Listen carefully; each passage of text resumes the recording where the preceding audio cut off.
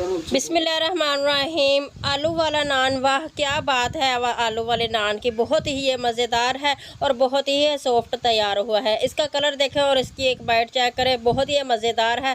आप इसे घर में बगैर तंदूर के, बगैर ओवन के आसान तरीके से बना सकते हैं। ये बहुत ही मज़ेदार बनता है और बहुत ही आसान से बन सकता है। आप इस रेसिपी को फॉलो करेंगे तो इंशाल्लाह ताला इस तरीके से आप नान को घर में आसानी से बनाएंगे और मैं आपको आसान तरीका बताऊंगी नान बनाने का। बिस्मिल्लाहिर्रहमानिर्रहीम। अस्सलाम वालेकुम। विलेज रेसिपी यूट्यूब चैनल पर आप सबको खुश आमदीद।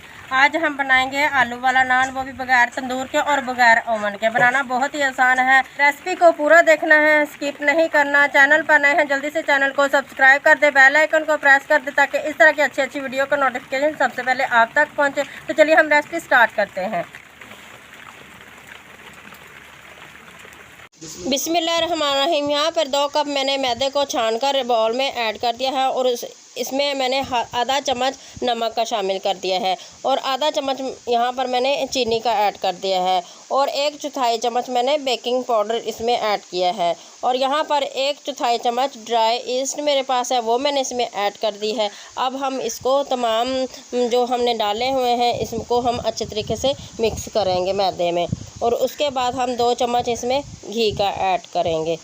घी का 2 चम्मच ऐड करने के बाद हम इसमें अब 3 चम्मच मेरे पास दही है, वो मैंने इसमें ऐड करना है।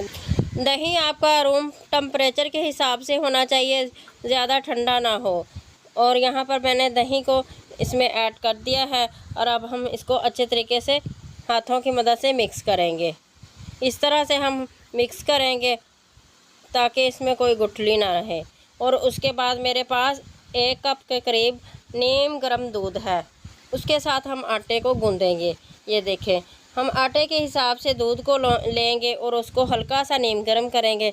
अब हम हल्का हल्का सा दूध इसमें शामिल करते जाएंगे और आटे को गूंदेंगे। आटे को आपने ना ही ज़्यादा नरम गूंदना है बल्कि आटा हमारा हार्ड ही होना चाहिए। अच्छे तरीके से हमने आटे को गूंद लिया है। अब हमारा डो तैयार हो गया है। इसके ऊपर हम अब हाथों की मदद से थोड़ा सा इसके ऊपर घी लगाएंगे और इसको कवर करके तकरीबन 20 मिनट के लिए छोड़ देंगे। 20 मिनट के लिए रेस्ट देंगे। यहाँ पर मेरे पास 2 अदद आलू हैं, उनको मैंने उबाइल कर लिया है। उबाइल करके छिलके उतार के और इस तरीके से हमने मैशर की मदद से अच्छे तरीके से मैश कर लेना है। अब हम इसमें डालेंगे ढेर सारा धनिया और 2 अदद मेरे पास हरी मिर्च थी, उसको मैंने बारीक काट लिया है। यहाँ पर आप बारीक चॉप करके प्याज भी ऐड कर सकते हैं, लेकिन प्याज मुझे नहीं पसंद तो मैंने इसको स्किप कर दिया है। और यहाँ पर हम इसमें डालेंगे कुछ मसाले।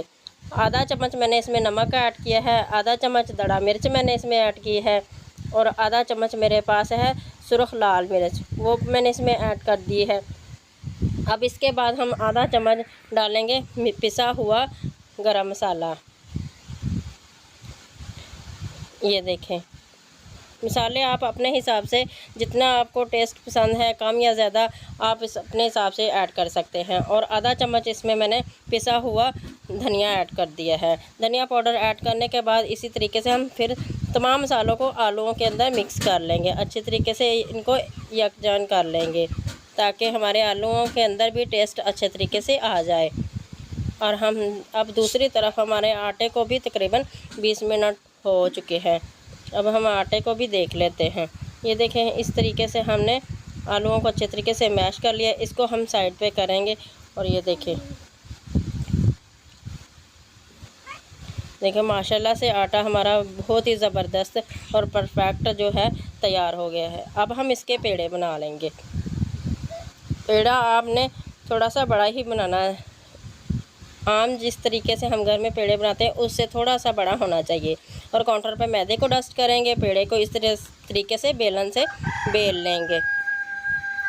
आलू वाला नान बनाना बहुत ही आसान है और ये बहुत ही मज़ेदार बनता है। आप इसे एक मरतबा घर में ट्राई करेंगे तो इंशाल्लाह ताला घर में ही बनाया करेंगे। अब हमने जो आलू का जो पिट्ठी बनाकर रखी थी वो हम इसमें आलूओं की इस तरीके से फिलिंग करेंगे पिट्ठी की, ठीक है। और अब हम किनारों को इस तरीके से पकड़ते जाएंगे, अच्छे तरीके से इस तरह से दबाकर किनारों को पकड़ेंगे। किनारा कोई छूटना नहीं चाहिए और इसका हम दोबारा से फिर पेड़ा बना लेंगे।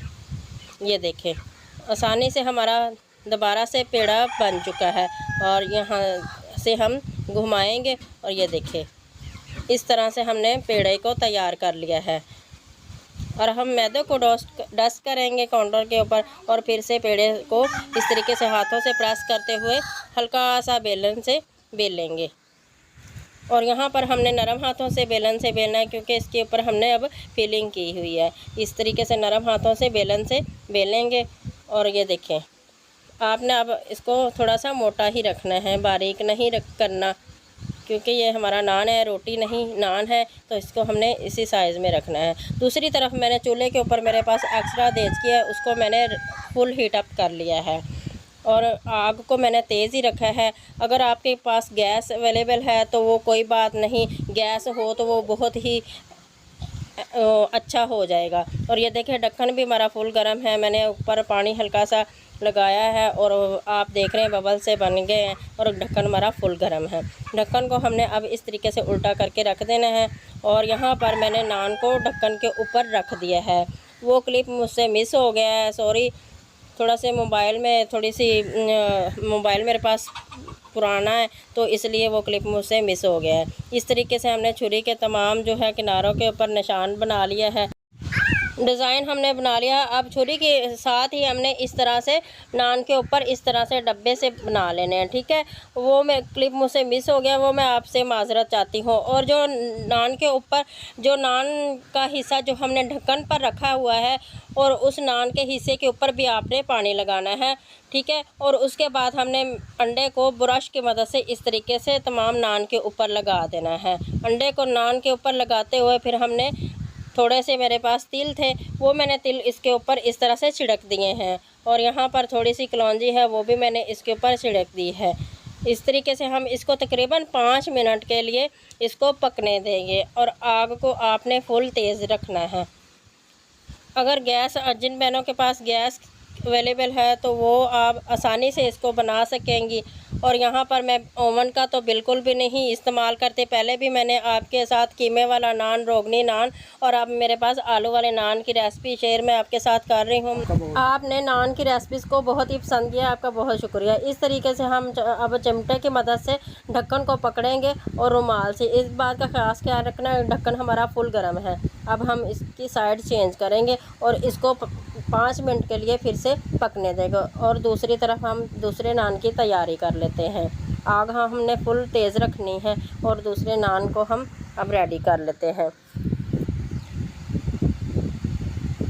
یہ دیکھیں اس طریقے سے ہم 5 منٹ کے لیے پکنے دیں گے. اور دوسری طرف ہم نے اسی طریقے سے نان کو، روٹی کو بیل لیا ہے اور فلنگ کی ہے اور اس کے بعد ہم نے بیلن سے بیل لیا ہے. اور یہاں پر ہم اب نان کو جو پتیلی میں ہے اس کو بھی چیک کر لیتے ہیں.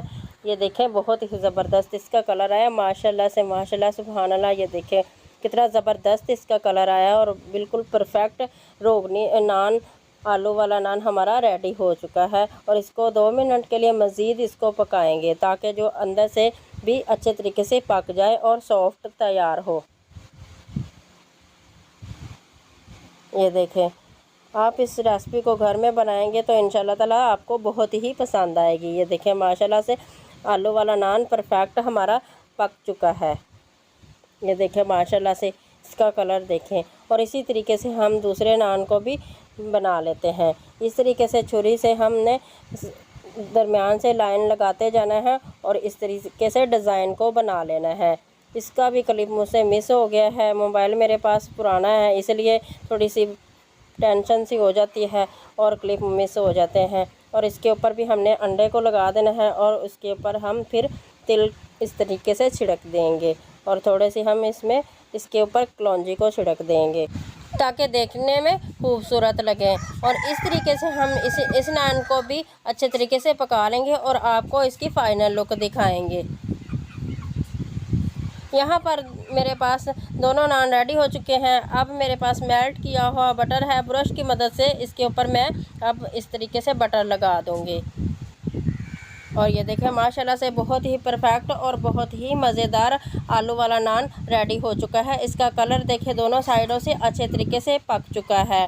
میرے پاس نہ تو اوون ہے اور نہ ہی میں نے اس کو اوون میں بیک کیا ہے۔ ماشاءاللہ سے میں نے لکڑیوں کی آگ پر اسے اسی طریقے سے بنایا ہے جس طرح سے میں نے آپ کے ساتھ شیئر کیا ہے۔